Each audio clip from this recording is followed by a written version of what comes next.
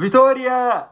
خد اما اقول لك يابا الكلمتين دول. بص، بالنيابه عن شعب مصر تما اسمع بس يا برنس الكلمتين دول. بص يا غالي، بالنسبه بس للعك الكروي او تقدر تقول الخرا الكروي اللي حصل في ماتش موزمبيق، اكيد حضرتك مش هنشوفه في ماتش غانا خالص.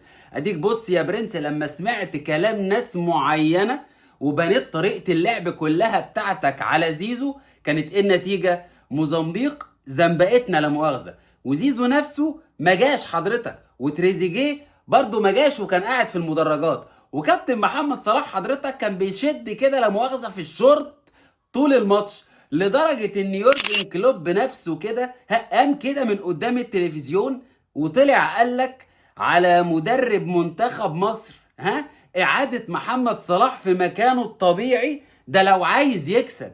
يا اخي بالله عليك، سؤال بس، هو انت عايز تكسب ولا مش عايز تكسب يا برنس؟ بص يا غالي، المجاملات اللي حصلت في التشكيل بتاع منتخب مصر دي حضرتك في الاول وفي الاخر هتضرب في وشك، وخلي بالك انت اللي هتحاسب على المشاريف في الاخر.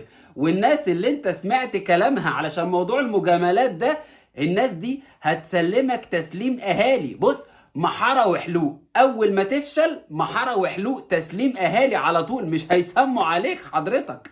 فبص يا برنس، بسم الله الرحمن الرحيم كده، ارجع لطريقتك، العب ب4-3-3 اللي انت عودتنا عليها في كل الماتشات الودية بتاعتك، تمام؟ وبالنسبة بقى حضرتك للتشكيل، في الدفاع حضرتك هتشيل كابتن حجازي لانه محتاج بصراحة كرسي بعجل، وتجيب بداله ياسر ابراهيم، وناحية اليمين حط عمر كمال، وناحية الشمال حط احمد فتوح. وتعالى بقى في نص الملعب طلع كابتن محمد النني قعده في المدرجات، في المدرجات مش على دكة البدلاء، في المدرجات، تمام؟